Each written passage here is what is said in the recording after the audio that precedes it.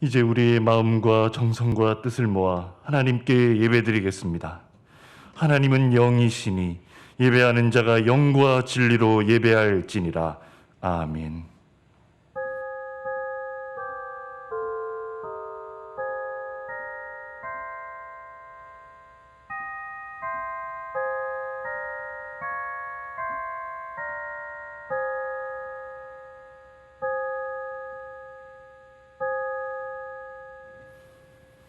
엿새 후에 예수께서 베드로와 야고보와 그 형제 요한을 데리시고 따로 높은 산에 올라가셨더니 그들 앞에서 변형되사 그 얼굴이 해같이 빛나며 옷이 빛과 같이 휘어졌더라.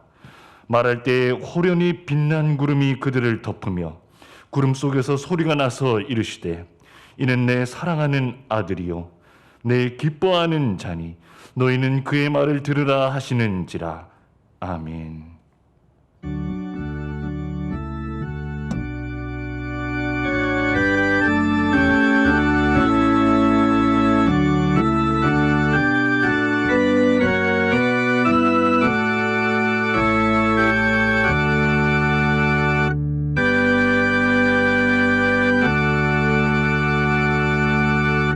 사랑의 하나님, 우리를 죄에서 예수 그리스도의 보혈로 대속하시고 우리를 하나님의 자녀로 삼아 주셔서 감사드립니다.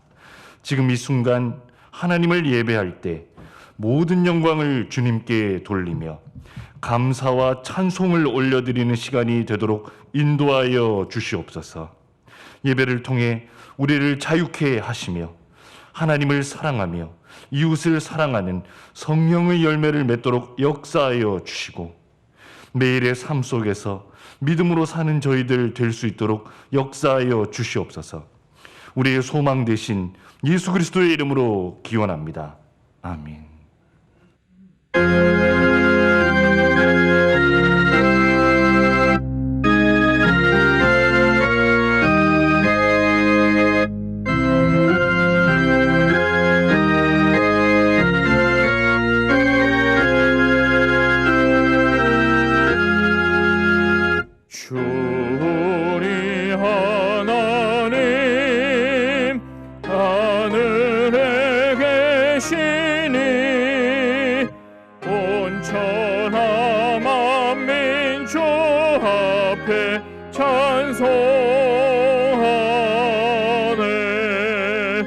이 천지 만물도 주 앞에 엎드려 그 거룩하신 이름을 늘 높이네.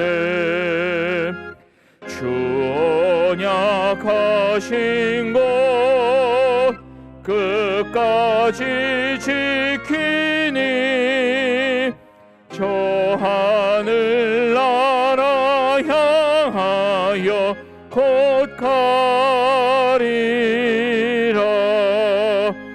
주 얼굴 배울 때 내 마음이 기쁘고 영원히 주의 영광을 찬양하리. 왕의 왕 되신 주 하늘에 계시니 이 세상 죄악이 계신 구주 예수.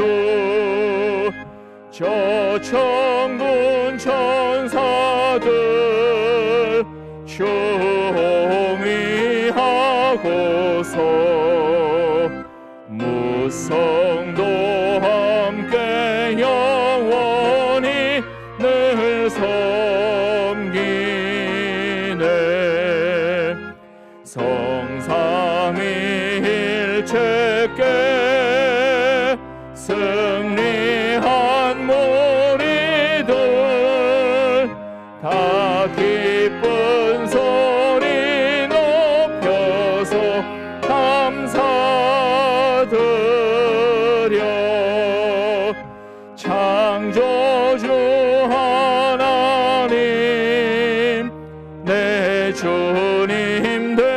주시니 주 앞에 나도 엎드려 경배하네.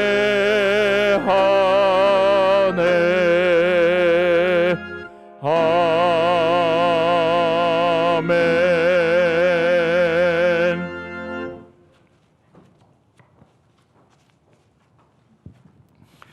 여호와여, 주의 장막에 머무를 자 누구오며 주의 성산에 사는 자 누구오니이까. 정직하게 행하며 공의를 실천하며 그의 마음에 진실을 말하며 그의 혀로 남을 허물하지 아니하고 그의 이웃에게 악을 행하지 아니하며 그의 이웃을 비방하지 아니하며 그의 눈은 망령된 자를 멸시하며 여호와를 두려워하는 자들을 존대하며 그의 마음에 서원한 것은 해로울지라도 변하지 아니하며 이자를 받으려고 돈을 꾸어주지 아니하며 뇌물을 받고 무죄한 자를 해하지 아니하는 자이니 이런 일을 행하는 자는 영원히 흔들리지 아니하리이다. 아멘. 사랑과 공의의 하나님, 죄를 미워하시지만 회개인을 죄인을 용서해 주시는 주님이신 줄 믿습니다. 한결같이 우리를 사랑하시고 늘 풍성한 은혜를 내려 주시지만 저희의 삶은 부족함이 많았습니다. 우리의 연약함을 불쌍히 여기시고 우리가 지은 모든 죄를 용서해 주시옵소서. 이제 한 주간의 삶을 되돌아보며 우리 속에 있는 부끄러운 죄와 허물을 주님께 고백하시겠습니다. 진실한 마음으로 회개하는 기도를 드리겠습니다.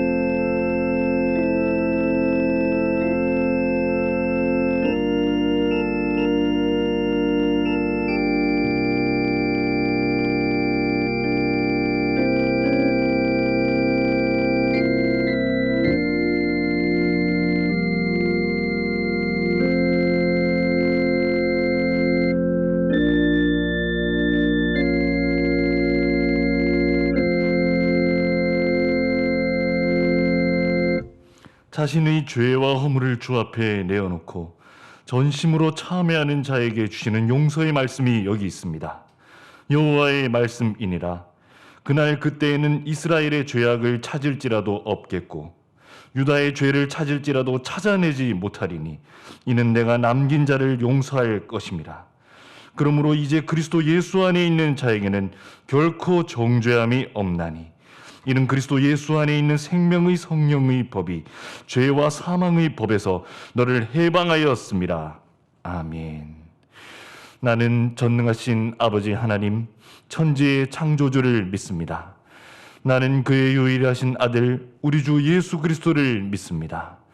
그는 성령으로 잉태되어 동정녀 마리아에게서 나시고 본디오 빌라도에게 고난을 받아 십자가에 못 박혀 죽으시고 장사된 지 사흘 만에 죽은 자 가운데서 다시 살아나셨으며 하늘에 오르시어 전능하신 아버지 하나님 우편에 앉아 계시다가 거기로부터 살아있는 자와 죽은 자를 심판하러 오십니다.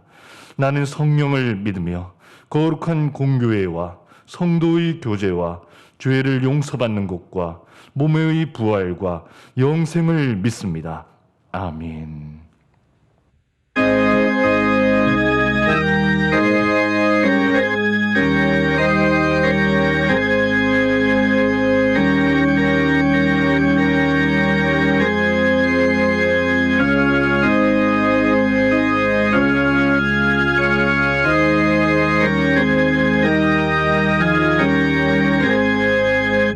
이 죄인을 완전케 하옵시고 내 맘속에 영원히 거하소서.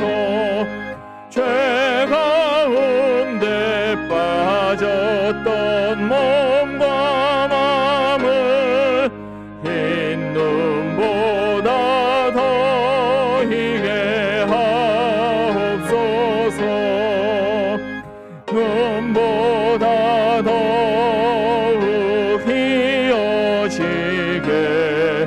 곧 씻어서 정결케 하옵소서. 저 보좌에 앉으신 주 예수여, 이 몸 주께 드리니 받으소서. 내 마음과 지식도 드리오니 빈 눈보다 더 희게 하옵소서.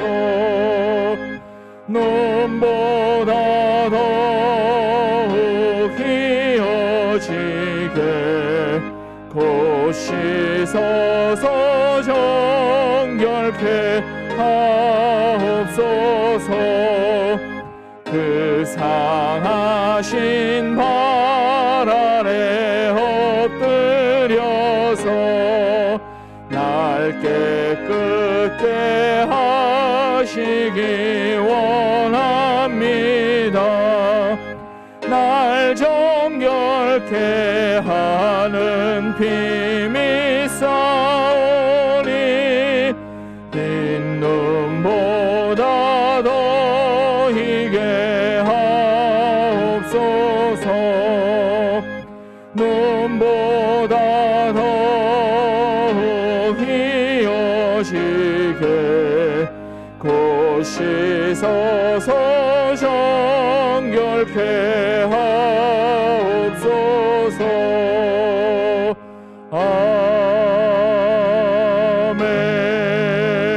아멘.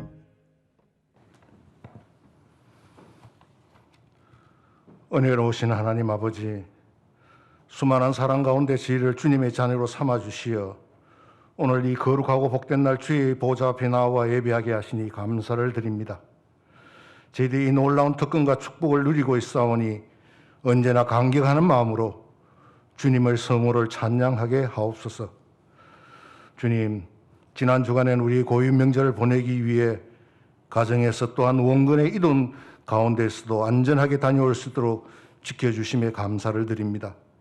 그러나 지난 한 주간 삶을 되돌아보니 세상의 풍습에 따라 살았던 흔적들이 있음을 고백하지 않을 수 없나이다. 우리는 말씀을 들을 때에는 하나님이 주신 그 은혜의 말씀에 아멘 하면서 받아들이지만 삶의 현장에 나가면 걱정, 염려 때문에 우리의 믿음이 그 말씀에 순종하지 못해 성령의 열매를 맺지 못하고 살아갈 때가 많음을 고백합니다. 하나님 아버지, 우리를 용서하여 주시고 다시는 그와 같은 잘못을 반복하지 않도록 우리를 지켜 주옵소서. 사랑의 주님, 올해에는 우리 교회는 오직 하나님만을 우리 교회의 주인으로 모시고 하나님의 마음으로 세상을 사랑하는 교회가 되기를 소원합니다. 갈등하며 나누며 다투는 일, 비난하고 정죄한 일, 세상의 쾌락을 쫓는 일에 힘쓰지 아니하고 오직 하나님만을 예배하는 일에 힘쓰는 모든 성도와 교회가 되게 하여 주옵소서. 또 올 한 해에는 말씀을 가까이 하고 기도에 힘쓰는 삶을 살게 하옵소서. 그래서 주님의 자녀답게 살게 하시고 내 이웃을 돌보는 일에 힘씀으로써 하나님의 사랑을 실천하게 하시어 믿는 자가 늘어나는 은혜도 부어 주시옵소서.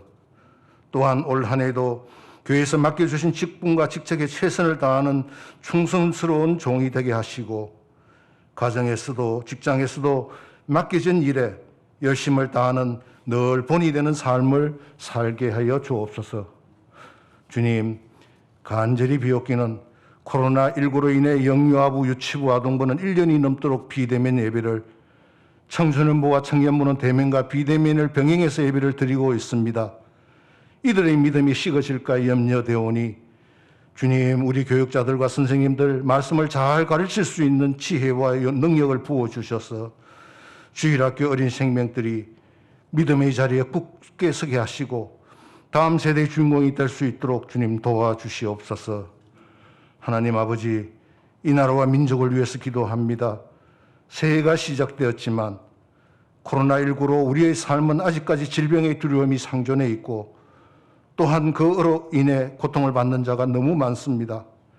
하나님, 코로나19가 속히 퇴치되어 이 땅에 하나님의 영광이 회복되게 은혜를 베풀어 주옵소서. 또한 세워주신 이 나라의 지도자들, 대통령을 위시하여 각계 인사들이 하나님을 두려워하고 정직과 공의를 실천한 자들이 되게 하시어 억울한 일을 당하는 자가 없는 행복한 사회가 세워질 수 있도록 도와주시옵소서. 저 북녘 땅에 있는 우리 동포들이 코로나19로 인해서 국경이 폐쇄되어 경제가 어려워 힘든 나날을 보내고 있고 또한 자유가 없어 주님의 복음을 듣지도 못하고 죽어가고 있사오니 하루속히 그 고통과 어려움에서 벗어나 구원에 이르는 자리에 이를 수 있도록 은혜를 베풀어 주옵소서. 주님, 연로하신 성도들 건강을 지켜주시고 특히 질병으로 어려움을 겪고 있는 성도들 주님의 하루속히 완쾌할 수 있도록 도와주시고 경제적으로 어려움을 겪고 있는 가정들 또한 정신적, 육체적으로 힘들어하고 있는 성도들에게 하나님이 좋은 곳으로 늘 주실 것을 믿고 믿음으로 승리하는 삶을 살아갈 수 있도록 붙들어 주옵소서. 또한 군무에 나가 있는 자녀들과 해외에 나가 있는 자녀들 졸지도 주무시지 아니하시는 하나님이 항상 지키고 계심을 잊지 않게 하시며 해외 선교 현장에서 주의 나라 확장에 위해 밤낮으로 수고하시는 선교사님들 지켜주시옵소서. 오늘도 말씀을 들고 서시는 담임 목사님을 주님의 능력의 오른손으로 붙들어 주시기를 원합니다. 그 입술에 권세를 더하셔서 생명의 말씀을 전하실 때에 우리의 마음문을 열어주시어 그 말씀에 순종하게 하시어 삶의 현장에서 실천함으로 하나님의 뜻을 펼치며 살아갈 수 있도록 은혜를 부어 주시옵소서. 오늘도 예배를 위해 주님의 몸된 교회를 기쁨으로 섬기는 모든 손길들을 기억하시고 저들의 수고가 주님께 귀한 열매로 들어지게 하옵소서. 예배의 시종을 주님께 의탁하오며 거룩하신 예수님의 이름으로 기도합니다. 아멘.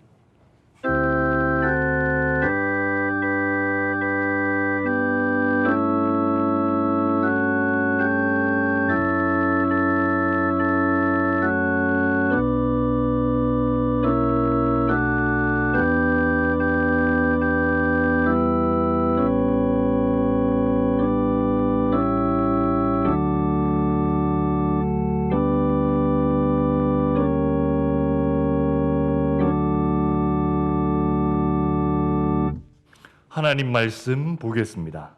마태복음 5장 33절에서 37절입니다. 마태복음 5장 33절에서 37절 신약 성경 7면에 있습니다.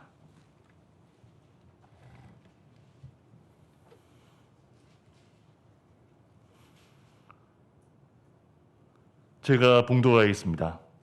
또 옛사람에게 말한 바 헛맹세를 하지 말고 네 맹세한 것을 주께 지키라 하였다는 것을 너희가 들었으나 나는 너희에게 이르노니 도무지 맹세하지 말지니 하늘로도 하지 말라 이는 하나님의 보호자이며 땅으로도 하지 말라 이는 하나님의 발등상이며 예루살렘으로도 하지 말라 이는 큰 임금의 성이며 네 머리로도 하지 말라 이는 네가 한 터럭도 희고 검게 할 수 없음이라.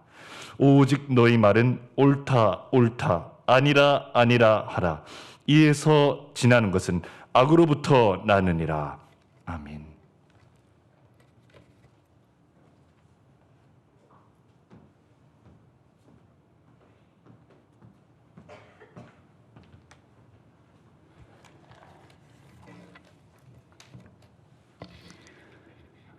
오늘도 거룩한 주일을 맞아서 우리 주님 앞에 나와 예배드리는 모든 성도님들 가정과 주님께서 세우신 서울산정연 교회 위에 주님의 은혜와 평강이 충만하기를 바랍니다. 우리 한번 서로 축복해 주실까요? 옆에 분들을 이렇게 한번 축복해 주시면 좋겠습니다. 진실한 삶으로 하나님께 기쁨을 드립시다.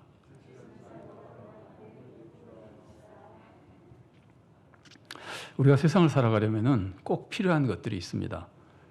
여러분 생각에는 꼭 필요한 게 어떤 것들입니까? 사람은 영, 혼, 몸으로 되어 있죠. 그렇다면 몸을 위해서는 무엇이 필요할까요?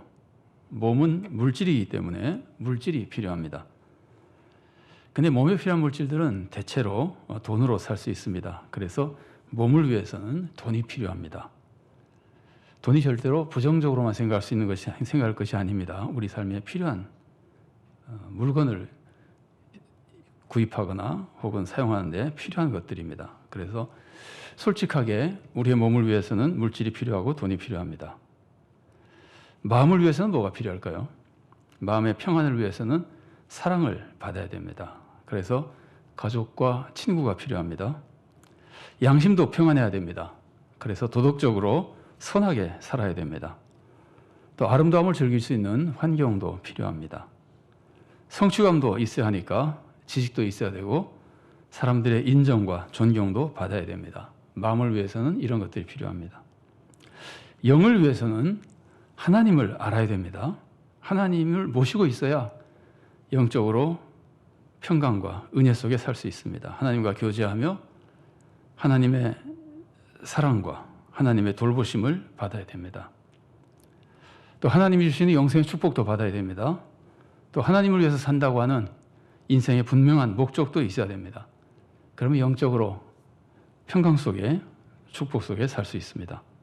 자, 이렇게 사람은 하나님과 동행하며 사람들과도 사랑과 은혜를 나누고 또 사랑과 존경을 사람들로부터 받고 또 몸도 건강하고 재산까지 넉넉하면은 행복하고 가치 있는 인생이 될 것입니다. 근데 이런 것들이 다 필요한데 하나님의 사랑, 이웃의 사랑, 또 물질, 건강 이런 것들이 다 필요한데 우리가 이것을 전부 다 얻는다고 해도 그것들 앞에 한 단어만 붙이면은 모든 것이 무효가 되어버립니다.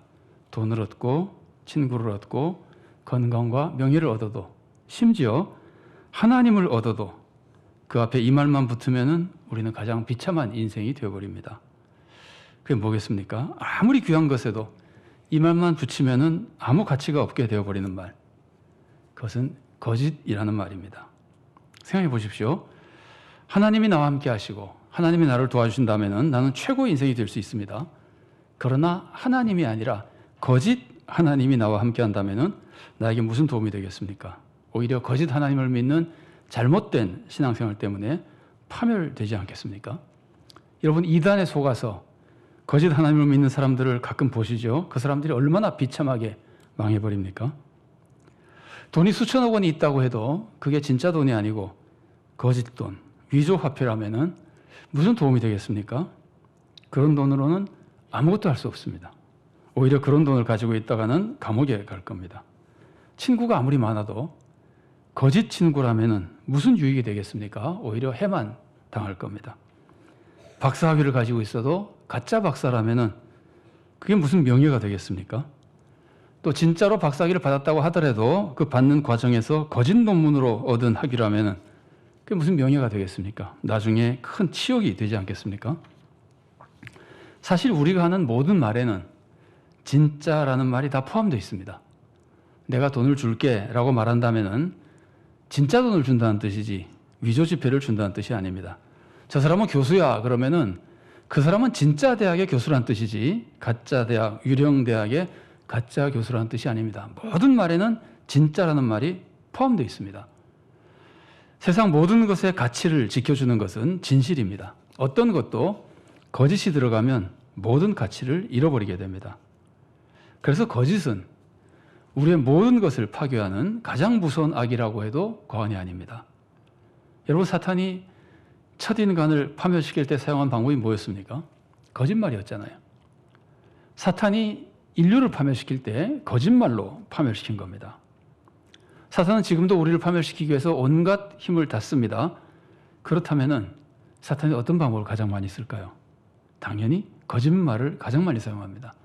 처음부터 인류를 파멸시키기 위해서 거짓말을 사용했고 지금도 거짓말로 우리를 파멸시키려고 애를 쓰는 겁니다. 오죽하면 예수님께서 사탄을 거짓의 아비라고 부르셨겠습니까? 요한복음 8장 44절 하반절 말씀입니다.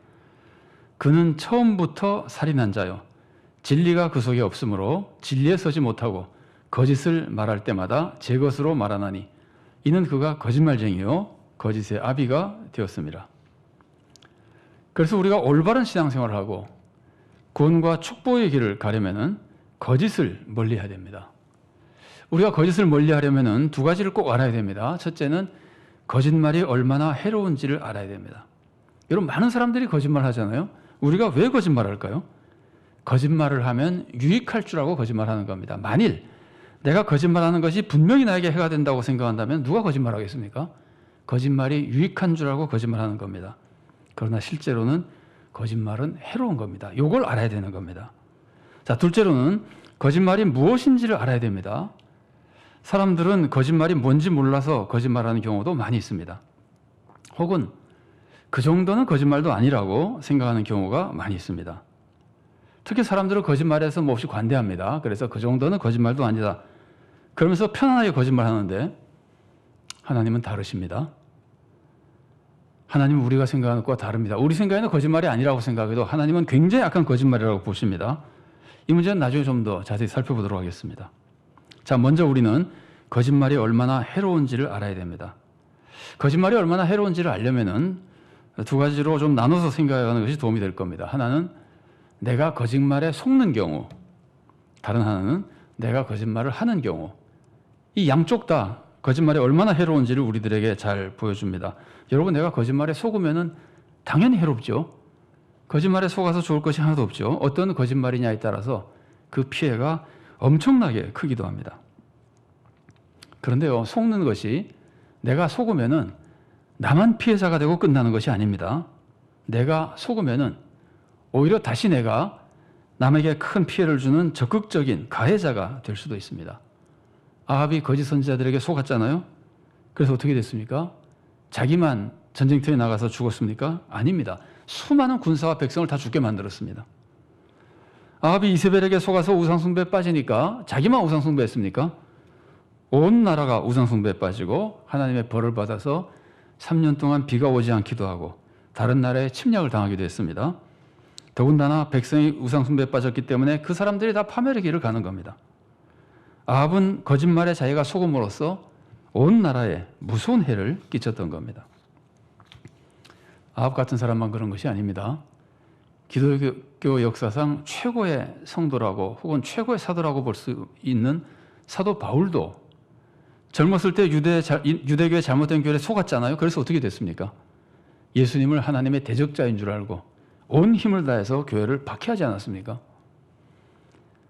바울 같은 사람도 속으면 그렇게 된단 말이야. 일제강점기 때 거짓 영에 속은 목사들이 어떻게 했습니까? 자기만 신사참배했습니까? 아닙니다. 신사참배를 반대하던 주기철 목사님을 목사직에서 면직시켰습니다. 수많은 교회를 신사참배에 빠뜨렸습니다. 한국 교회를 무너뜨리고 수많은 성도들을 파멸시키는 가해자가 되어버린 겁니다.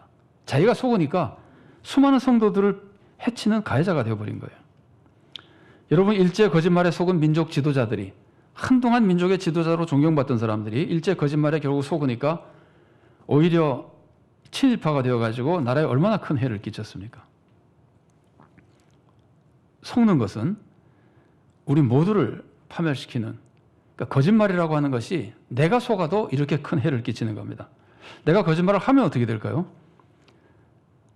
앞에서 살펴본 대로 모든 것에 아무리 좋은 것이라도 거짓이 들어가는 순간 그 가치가 다 무너져 버립니다. 내가 거짓말을 하면은 사람들이 나를 거짓말하는 사람이라고 평가하잖아요. 그러면 나의 모든 가치가 다 무너져 버리는 겁니다. 이건 마치 거짓 명품은 명품이 아닌 것과 똑같습니다. 거짓된 사람이 되어버리면은 사람 취급도 받기 어렵습니다. 여러분, 자꾸 거짓말하는 사람들 말을 들으면 그 말을 그 다음에 듣습니까? 믿습니까? 거짓말하는 사람이 되어버리면은 사람 취급도 받지 못하게 되는 겁니다. 내가 거짓말하면은 그 거짓말이 나를 이렇게 비참하게 만듭니다. 그런데도 거짓이 우리들에게 유익한 겁니까? 여러분, 법정에 증인으로 나온 사람들이 있잖아요. 그 사람들이 쉽게 거짓말 할까요? 못하죠. 법정에 증인으로 나온 사람은 쉽게 거짓말 못합니다. 왜 못합니까? 거기서 거짓말했다가는 처벌받기 때문입니다. 법정이 아니더라도 내 말을 누가 녹음한다고 생각하면 쉽게 거짓말 하겠습니까? 내 거짓말이 다 녹음되어 있다가 언제든지 나중에 공개될 수 있다고 생각하면 사람이 거짓말하지 못합니다. 함부로 거짓말하지 못합니다. 그 거짓말 때문에 고발당할 수도 있고 큰 해를 당할 수 있기 때문입니다. 자, 그런데 이제 진짜 무서운 겁니다. 여러분, 우리가 하는 말이 다 녹음되었다가 그 거짓말이 다 나중에 재판에 사용된다는 거 아십니까? 어떤 재판에 사용됩니까? 최후 심판 때 사용됩니다. 마태복음 12장 36절과 37절 말씀입니다. 내가 너에게 이르노니 사람이 무슨 무익한 말을 하든지 심판날에 이에 대하여 신문을 받으리니 내 말로 의롭다함을 받고 내 말로 정죄함을 받으리라. 우리가 거짓말을 하면은 그 거짓말은 모두 최후 심판에 다 드러나게 되고 그 거짓말 때문에 우리는 벌을 받게 되는 겁니다. 우리의 거짓말은 최후 심판 때만 벌 받는 것이 아닙니다. 우리의 거짓말은 지금 세상을 살아가는 순간순간에도 하나님이 필요하시면은 다 듣고 계시다가 필요하시면은 그 즉시 벌을 내리시기도 합니다. 아나니아와 삽비라가 왜 죽었습니까? 헌금에 대해서 거짓말했기 때문입니다. 그리고 그들은 거짓말한 자리에서 바로 죽었습니다. 사도행전 5장 4절 하반절부터 5절까지 말씀입니다. 어찌하여 이 일을 내 마음에 두었느냐? 사람에게 거짓말한 것이 아니요 하나님께로다. 아나니아가 이 말을 듣고 엎부러져 혼이 떠나니 이 일을 듣는 사람이 다 크게 두려워하더라. 우리는 거짓말이 얼마나 해로운지를 알아야 됩니다. 우리는 거짓말을 하면은 위기를 모면할 수 있고 손해를 피할 수 있고 다른 사람을 속여서 내가 이익을 얻을 수 있을 것이라고 생각하는 경우가 많습니다. 그래서 이긴 줄 알고 거짓말을 하지만 절대로 그렇지 않습니다. 지극히 거룩하신 하나님이, 거짓을 아주 싫어하신 하나님이 세상을 다스리고 계시는데 그 하나님 앞에서 거짓말하는 게 어떻게 나에게 유익이 될 수 있겠습니까? 내가 거짓말을 할 때마다 하나님이 슬퍼하시는데 어떻게 나에게 유익이 되겠습니까? 종말에는 그 모든 거짓말이 다 드러나고 심판을 받을 텐데 어떻게 거짓말이 나에게 유익이 되겠습니까? 우리가 거짓말이 해롭다는 것을 분명히 알고 거짓말을 피하고 싶어만 한다면 하나님은 정말 기뻐하시고 우리를 도와주실 겁니다. 그러나 우리가 거짓말을 피하고 싶어도 무엇이 거짓말인지를 모르면 우리는 거짓말을 하게 됩니다. 그러니까 사탄이 우리를 거짓말하게 만드는 대표적인 방법이 두 가지인 것 같습니다. 사탄은 거짓말로 우리를 속이지만 우리를 거짓말하게 만들면은 자기 편 만드는 거 아니에요. 사탄이 거짓의 압인데 우리가 거짓말을 하면은 완전히 사탄의 자식이 되어버리는 거 아니에요. 그래서 사탄은 우리를 거짓말하게 만드는데 그 방법이 크게 대표적으로 두 가지란 말이에요. 하나는 거짓말이 유익하다고 속이는 겁니다. 너 거짓말만 하면은 잘 될 거라고 속이는 겁니다. 지금까지 우리가 살펴본 거죠. 자, 다른 하나는 그것은 거짓말이 아니라고 속여서 우리가 거짓말을 하게 만드는 겁니다. 내가 속으로 이거는 거짓말이 아니라고 믿으면은 얼마나 편하게 마음 놓고 거짓말 하겠습니까? 그래서 우리는 거짓말이 무엇인지를 분명히 알아야 됩니다. 자, 예수님은 산상설교에서 율법을 완성시켜 주십니다. 왜냐하면 사람들이 율법을 잘 몰라서 못 지키는 경우가 많이 있기 때문입니다. 예수님이 율법을 완성시켜 주실 때 율법의 본뜻이 이거라고 잘 알려주시거든요. 그런데 예수님은 그 알려주시는 것을 대표적으로 산상설교에서 세 가지 계명을 완성시켜 주시는데 살인 금지 계명, 간음 금지 계명, 거짓말 금지 계명 세 가지를 완성시켜 주십니다. 그런데 그 방법이 이렇습니다. 우리가 가끔 살펴본 적이 있지만 다시 한번 살펴보겠습니다. 예수님이 율법을 완성시켜 주시는 방법, 이걸 알면은 율법을 어기는 게 뭔지 알 수 있게 된다는 말이에요. 자, 첫 번째는요, 마음으로부터 계명을 지켜야 된다는 겁니다. 율법을 지키려면은 마음부터 지켜야 된다는 거예요. 그래서 예수님은 살인 금지 계명을 지키도록 가르쳐 주실 때 화를 내지 말라 그러잖아요. 마음으로 화를 내면은 살인이라는 거예요. 마음의 살인이라는 거예요. 자, 둘째로는 말로 이웃을 비하해도 안 된다고 가르쳐 주십니다. 이것은 인격을 죽이는 인격살인입니다. 목숨을 뺏진 않았으나 인격적으로 죽인 겁니다. 말만 그렇겠습니까? 말이 아니더라도 어떤 작은 행동도 그 사람의 인격을 무시하거나 인격살인을 하면 안 된다는 겁니다. 세 번째로는 다른 사람의 마음에 분노를 일으켜서 그 사람이 분노를 일으키면 그 사람이 살인하는 거잖아요. 그 사람이 살인하게 만들면 안 된다는 거예요. 자, 넷째로는 화목해야 된다는 겁니다. 살인 금지 계명은 우리가 이웃과 완전히 화목하게 지낼 때, 사랑으로 하나가 될 때 완성되는 겁니다. 살인하지 않는 것만으로, 남을 미워하지 않는 것만으로 끝나는 것이 아니라 완전한 사랑으로 화목하게 될 때 완성되는 겁니다. 이게 예수님께서 율법을 완성지으시는 방법입니다. 예수님은 거짓말 금지 계명도 이런 방법으로 완성시켜 주십니다. 예수님이 제일 먼저 하신 말씀이 맹세하지 말라 그러죠. 옛사람은 맹세하면 꼭 지키라 그랬지만 난 너에게 이르노니 아예 맹세를 하지 말아라. 마태복음 5장 33절과 34절 상반절 말씀입니다. 또 옛사람에게 말한 바 헛맹세를 하지 말고 내 맹세한 것을 주께 지키라 하였다는 것을 너희가 들었으나 나는 너에게 이르노니 도무지 맹세하지 말지니. 자, 여기서 우리가 기대하는 것은 예수님이 이렇게 말씀하실 것 같아요. 거짓말 금지 계명을 완성시키려면 예수님은 너희들은 거짓말할 마음도 품지 말아라 이래야 될 것 같은데 예수님은 그 말씀하지 않으시고 맹세를 하지 말라 그러십니다. 왜 맹세하지 말라 그러실까요? 맹세하는 것이 거짓말할 마음을 품고 있는 것이기 때문입니다. 자, 한번 생각해 보십시오. 우리가 맹세한다면은 그러면 맹세할 때와 맹세하지 않을 때 이 두 가지가 지키려고 하는 마음이 똑같을까요? 맹세할 때 꼭 지키려고 하는 마음과 맹세하지 않았을 때 지키려고 하는 마음이 똑같을까요? 다르죠. 언제 더 잘 지키려고 그럽니까? 맹세할 때잖아요. 맹세할 때는 더 잘 지키려고 그러고 맹세하지 않을 때는 덜 지키려고 그런다는 말이에요. 그런데 우리가 항상 맹세합니까? 어쩌다 한 번씩 맹세하죠. 아주 중요한 일이 생겼거나 강요당할 때 맹세하잖아요. 그러면 맹세를 하는 사람은 가끔 가다 맹세를 하는 사람은 맹세하지 않을 때는 어떤 마음을 품고 있는 거예요? 맹세하지 않을 때는 좀 안 지켜도 된다는 마음을 품고 있는 거 아니에요? 맹세할 때는 꼭 지키려고 그러지만 맹세하지 않을 때는 안 지키려는 마음이 마음에 들어있다는 말이에요. 거짓이 마음속에 품어져 있다는 거예요. 그래서 예수님께서는 평소에 맹세하는 사람은 맹세하지 않는 평소에 거짓말할 마음을 품고 있는 것이기 때문에 아예 그런 맹세가 없는 사람, 평소에도 항상 마음에 거짓말할 마음이 없는 사람이 되라고 맹세하지 말라는 말씀을 하시는 겁니다. 그럼 맹세하지 말라는 말씀에 여러 가지 뜻이 있는데 그중에 가장 중요한 것, 이 흐름에서 가장 중요한 것은 거짓말할 마음이 없는 삶을 살아라는 거예요. 거짓말할 마음을 갖지 말라는 거예요. 그래서 우리는 거짓말하지 말라는 계명을 때 우리가 거짓말하지 말아야 된다는 걸 알 때 가장 먼저 기억해야 될 것은 내 마음에 거짓말할 마음이 없어야 된다는 거야. 그 마음을 버려야 된다는 거예요. 나는 절대로 거짓말하지 않겠다고 결심해야 된다는 거예요.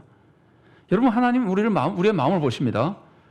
그래서 내가 절대로 거짓말하지 않겠다고 내가 마음으로 결심하면은 나는 거짓을 떠난 사람으로 인정받는 겁니다. 내가 부족해서 거짓말 한 한이 있더라도 내 마음은 정말 거짓말하고 싶지 않습니다, 하나님. 그러면은 하나님이 나를 보실 때 그 마음을 보시고 너는 정말 거짓을 떠나고 싶어 하는구나. 그 마음을 기쁘게 받으신다는 거예요. 자, 두 번째로는요. 작은 거짓말도 하면 안 됩니다. 사람의 목숨을 빼앗아도 안 되지만 말로 인격살인도 안 된다 그랬잖아요. 거짓말도 마찬가지입니다. 실제 거짓말도 우리가 잘하는 거짓말도 하면 안 되지만 작은 거짓말도 하면 안 되는데 작은 거짓말을 몇 가지만 함께 나눠보겠습니다. 내가 무능해서 지키지 못하는 것, 그것도 거짓말이라는 겁니다. 나는 거짓말할 마음이 전혀 없습니다. 거짓말할 마음이 전혀 없었다고 해서 내가 잘못 말한 것이 진실이 되는 건 아닙니다. 무식해서 거짓말할 수도 있습니다. 또 능력이 없어서 지키지 못해서 거짓말이 될 수도 있습니다. 여러분은 약속을 해놓고 본의 아니게 지키지 못한 경우가 없습니까? 누구나 다 있을 겁니다. 이때 나는 정말 지키려고 했습니다 라고 아무리 그래도 실제로 지키지 못하면 그것이 거짓말이 되어버리는 겁니다. 물론 하나님은 우리의 마음을 보시고 그것에 대해서 물론 하나님은 이해해 주시고 하나님의 방법으로 처리하실 겁니다. 그러나 내가 약속을 지키지 못했을 때 상대방은 어차피 피해를 보는 거란 말이에요. 나도 신뢰도에 상처를 입게 되는 겁니다. 본의 아닌 거짓말도 해를 끼치는 겁니다. 우리는 불가항력이었다고, 천재지변이었다고 내가 한 말이 거짓말이 아닌 것처럼 생각해서는 안 됩니다. 우리는 그런 거짓말까지도 하지 않으려고 최선을 다해야 됩니다. 예수님이 맹세하지 말라고 말씀하셨을 때 한 가지는 조금 전에 말씀드린 대로 거짓말할 마음도 품지 말라는 뜻이지만 또 다른 뜻에는 이런 뜻도 있는 겁니다. 맹세를 피하기 위해서는 거짓말을 피하기 위해서는 아예 맹세를 하지 않을 정도로 조심하라는 겁니다. 좀 달리 표현하면 이런 겁니다. 거짓말을 하지 않게 해서 아예 입도 번긋하지 말라고 할 만큼 예수님께서는 거짓말하지 않는 것에 정말 조심하라는 거예요. 이 말씀은 형식적으로 약속이나 맹세하지 않는 것이 주님의 뜻이라는 것이 아닙니다. 형식적으로 무엇을 하는 게 중요한 것이 아니라 진짜 중요한 것은 거짓말을 정말 피하려고 하는 마음인 겁니다. 그렇게 말을 조심하라 그러는 것인데 사실 우리는 얼마나 쉽게 말합니까? 쉽게 함부로 막 말하다가 지키지 못할 말도 막 터뜨리고 그래서 본의 아니게 거짓말 하지 않습니까? 마음은 그렇지 않는데 함부로 막 말하다 보니까 거짓말이 나오잖아요. 우리는 본의 아닌 거짓말까지도 거짓말이라는 것을 알아야 됩니다. 그래서 그런 거짓말도 피하기 위해서 최선을 다해야 되는 겁니다. 자, 작은 거짓말처럼 보이지만 굉장히 무서운 거짓말 중에 하나가 과장하는 겁니다. 그래서 예수님 옳다 아니라 혹은 예 혹은 아니요 이렇게만 말하라고 예수님께서 말씀하신 것은 이 말씀 안에는 본의 아니게 거짓말을 조심하라는 거죠. 함부로 많은 말을 하지 말고 본의 아니게 거짓말을 하지 말라는 뜻도 있고, 동시에 이 말에는 과장된 거짓말을 하지 말라는 겁니다. 사실은 사실대로만 말하고 함부로 과장하지 말라는 거예요. 함부로가 아니라 거짓이 되는 과장을 하지 말라는 거예요. 여러분, 과장도 거짓말입니다. 과장은 아무런 근거가 없는 것이 아니에요. 있는 거를 조금 부풀린 거잖아요. 그래서 없는 거짓말을 한 것에 비하면 과장은 좀 작은 거짓말입니다. 그러나 하나님은 그렇게 작은 거짓말도 지극히 싫어하십니다. 아나니아와 삽비라가 왜 죽었습니까? 거짓말했기 때문이죠. 근데 이 사람들은 헌금도 안 하고 했다고 거짓말하지 않았습니다. 헌금을 했는데 더 많이 했다고 과장한 것뿐이에요. 그런데 그것 때문에 죽은 겁니다. 하나님이 얼마나 과장의 거짓말도 싫어하는지를 알 수 있습니다. 그러나 우리 사회에 과장의 거짓말이 얼마나 많습니까? 정치인들의 공약이나 정치인들의 업적 자랑, 누구나 다 알죠. 과장됐다는 것을. 상인들의 상품 광고 다 알죠. 직장인들이 상사에 대해서 아부하는 거. 그런데 여러분, 과장해서 거짓말하는 것 자체보다 더 무서운 거는요, 많은 사람들이 과장의 거짓말은 거짓말이 아니라고 생각하는 겁니다. 그 정도는 해도 괜찮다고 생각하는 겁니다. 사회가, 많은 사람들이. 여러분, 이런 경험이 있으세요? 광고를 보고 와, 저거 정말 좋구나 하고 광고를 보고 물건을 샀는데 효과가 없는 경우 있잖아요. 그래서 광고를 보고 물건을 샀는데 나 이거 될 줄 알고 샀는데 안 되더라 그러면 사람들이 안타깝다 뭐 그렇게 얘기합니까? 아니면 왜 바보같이 그런데 속았느냐 그럽니까? 과장된 거짓말에 속으면은 사람들이 과장한 사람들도 나쁘다 그러지만 속은 놈은 더 나쁘다 그런단 말이에요. 이게 사회가 과장된 거짓말 정도는 통용된다는 것을 의미하는 거예요. 여러분, 여러 해 전에는요, 법원에서 아파트 광고에 뭐 여기서부터 몇 분 거리라고 광고를 냈는데 이게 틀렸다는 말이에요. 그래서 고발을 했더니 법원에서 그 정도는 소비자가 알아야 되는 것이라고 무죄 선고가 나온 적이 있어요. 좀 오래 전이라 지금 좀 얼마나 바뀌었는지 모르겠습니다만 통용되는 것으로 사람들이 막 생각하는 정도란 말이에요. 이 과장의 거짓말에 대해서는. 여러분, 사람들의 생각이 이렇게, 사회가 이렇게 되어버리면은요, 사람들 마음에 어떤 생각이 드냐면은 거짓말을 잘해야 성공한다고 생각이 되는 겁니다. 사람들이 이런 생각을 하면은 사회가 거짓사회가 되어버립니다. 원래 사회는 진실과 신뢰로 세워지는 겁니다. 그런데 사회가 거짓사회가 되어버리면은 나라가 망하는 겁니다. 예수님은 계명을 완성하실 때 작은 거짓말도 하면 안 되고, 그 다음에 세 번째 겁니다. 다른 사람들이 죄를 짓게 만들면 안 된다고 예수님이 가르쳐 주셨습니다.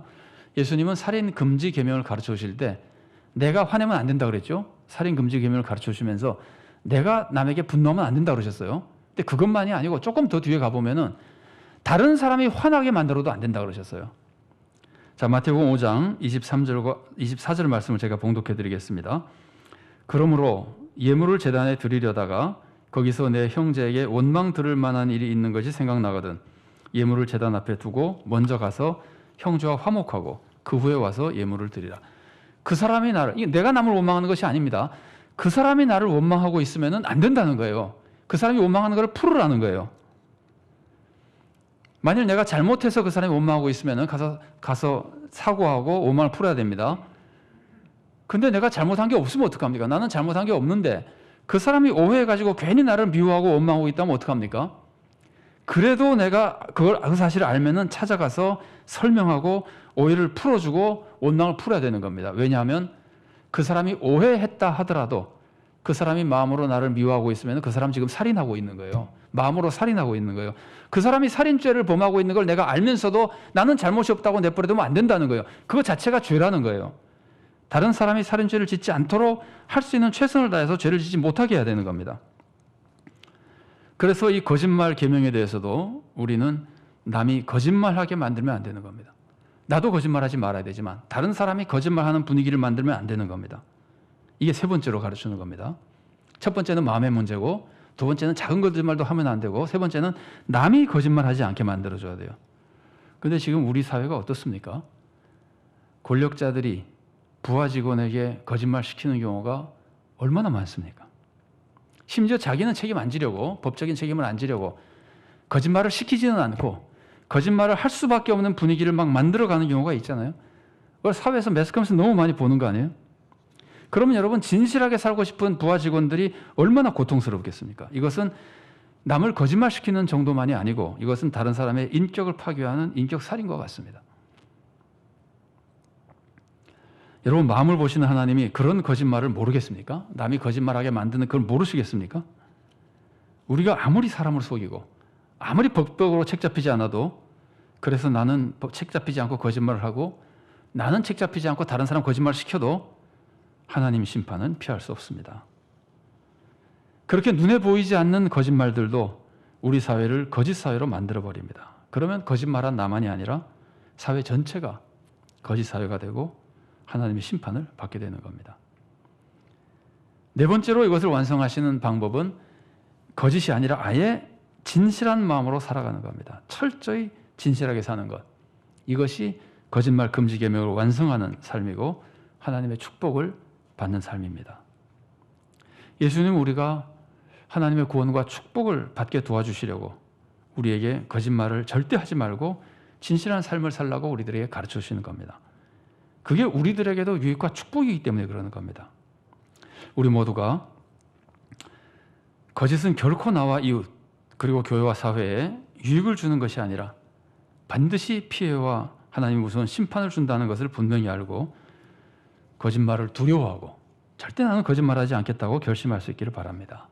그런 마음으로 아무리 작은 거짓말도 피하고 다른 사람들도 거짓말을 하지 않도록 도와주고, 그래서 나도 정직하며 진실한 사회를 함께 이루어서 하나님을 영화롭게 하고 우리 모두도 하나님의 큰 축복을 받을 수 있기 바랍니다. 같이 기도하시겠습니다.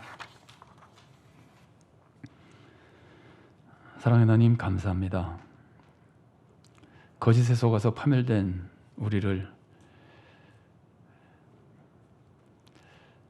또 이미 악해져서 쉽게 거짓말로 이익을 얻으려고 타락해버린 우리를 주님께서 죄를 씻어 용서하시고 구원하시고 또 참된 축복의 길을 갈 수 있도록 또 구원을 시킬 수 있도록 필요한 많은 것들을 가르쳐 주셔서 감사드립니다.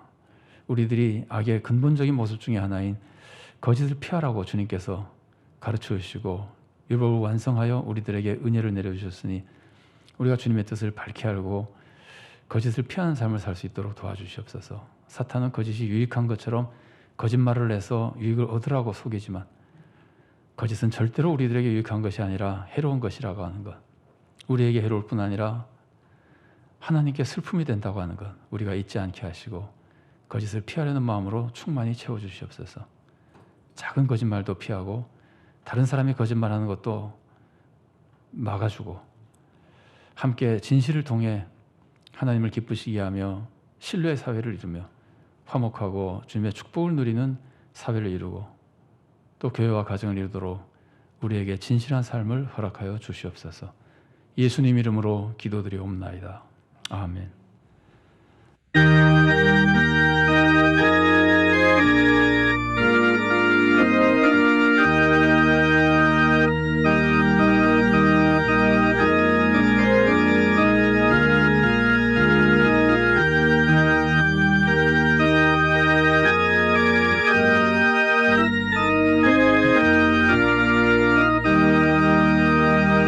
믿는 사람들은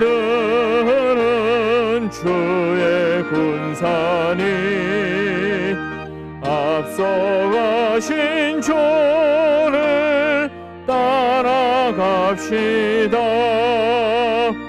우리 대장 예수 길을 들고서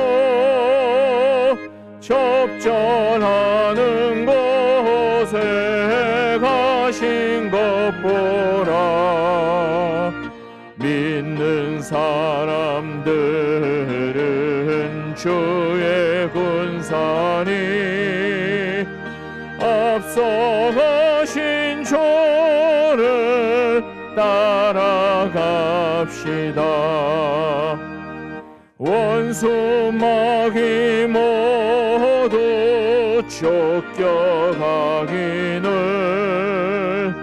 예수 이름 듣고 겁이 남이라.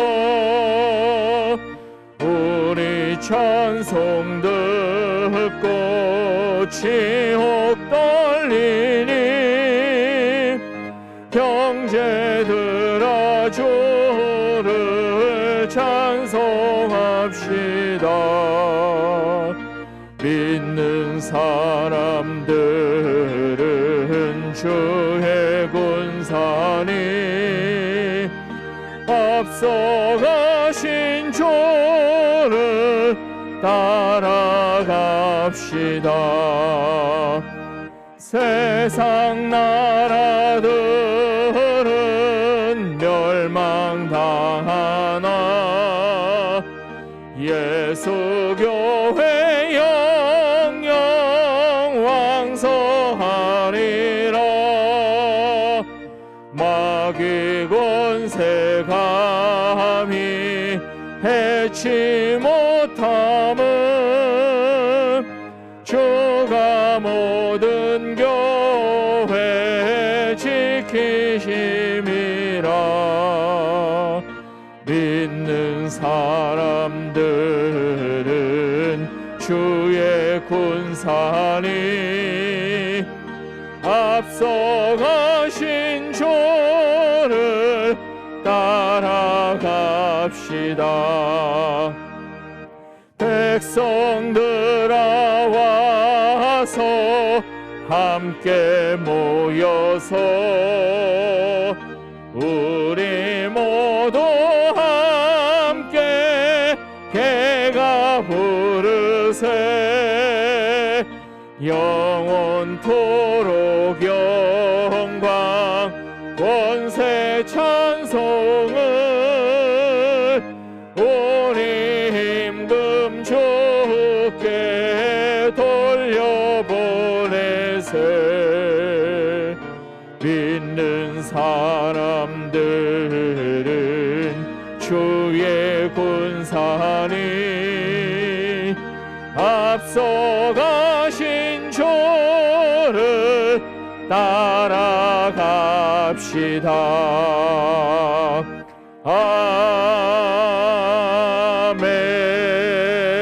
아멘.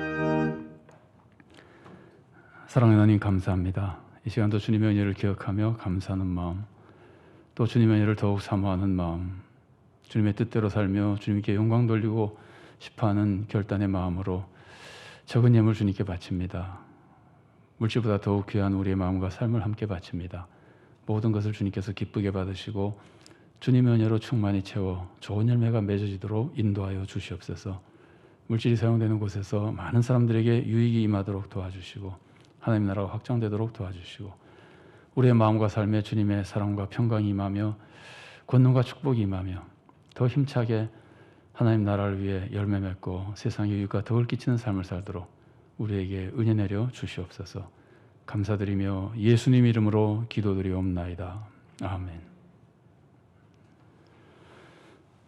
교회 소식 알려드리겠습니다. 2월 17일은 참회 수요일이고 그 후부터 4월 3일까지 사순절을 지키게 됩니다. 주님의 고난을 기억하며 주님과 더욱 가까워지는 은혜의 기간이 되시기를 바랍니다. 항존직 은퇴 및 명예의 권사 추대 예식을 연기했었는데 거리두기가 조금 완화되어서 28일 주일 다음 주일 오후 3시에 본당에서 항존직 은퇴 및 명예권사 추대 예식을 가지도록 하겠습니다. 이날은 오후 성경 공부는 없고 오후 성경 공부를 대신해서 은퇴 및 추대 예식을 하신다고 생각하시면 되겠습니다. 28일 주일 오후 3시 본당입니다. 그리고 주보에 나지 않은 것 한 가지 말씀드리겠습니다. 2월 19일이 원래 연합구역예배 기간인데 그동안 대면의 그 제한 때문에 못 드린 경우가 많았습니다만 이번 2월 19일 연합구역예배는 11시에 본당에서 드리도록 하겠습니다. 주보에 내지 못해서 죄송합니다. 2월 19일 연합구역예배가 11시에 본당에서 있습니다. 장학위원회가 오늘 오후 4시에 비대면 회의로 있습니다. 위원들께서는 적극적으로 참여해 주시기 바랍니다. 신년 기도 카드 오늘까지 안내서 기도 카드함에 제출해 주시기 바랍니다.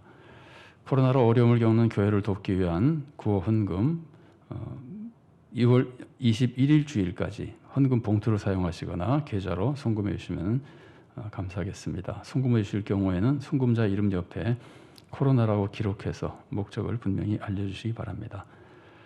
그동안에 하지 못했던 정기 재직회도 가지게 됩니다.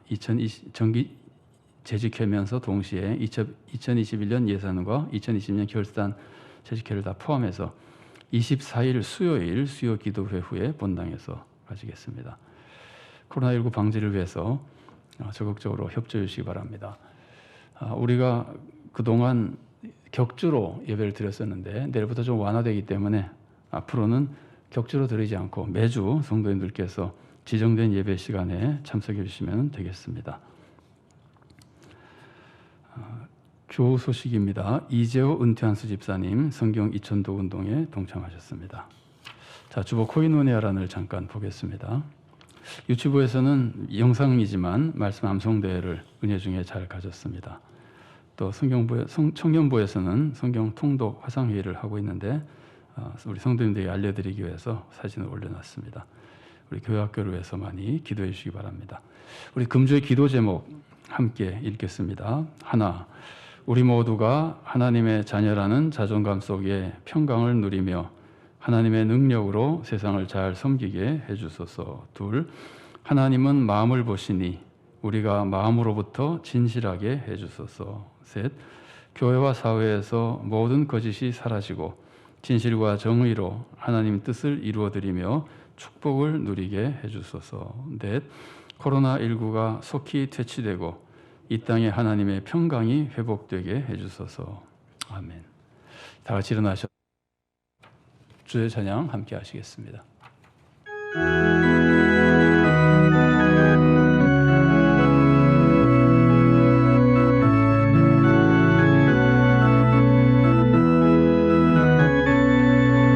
주 선한 능력으로 하느시네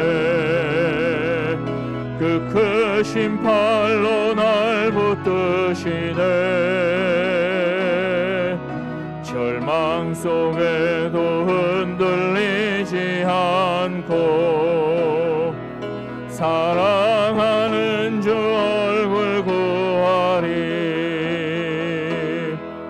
선한 능력으로 일어서리 주만 의지하리 믿음으로 우리 고대 안에 주 오실 그날 영광의 새날을 맞이하리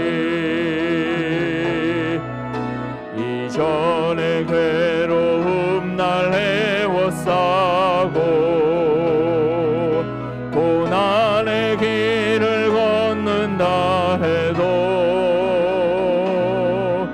주님께 모두 맡긴 우리 영혼 끝내 승리의 날을 맞으리 선한 능력으로 일어서리 주만 의지하리 믿음으로 우리 고대 안에 주 오실 그날 승리의 새날을 맞이하리.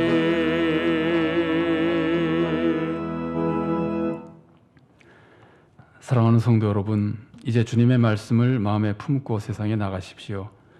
하나님은 진실과 공의로 세상을 다스리십니다. 이런 세상에서 사탄에게 속아 거짓말을 하면 망합니다. 사탄이 거짓말을 해야 유익하다고 미혹해도 절대 속지 마십시오. 오히려 거짓말을 두려워하고 싫어하십시오. 아무리 작은 거짓말이라도 철저히 피하십시오. 그리고 진실하게 사십시오. 그러면 여러분은 진실한 삶으로 하나님께 기쁨을 드리고 하나님의 축복 속에 구원의 길을 가며 가정과 교회와 사회에 덕을 끼치고 하나님 나라를 널리 확장하게 될 것입니다.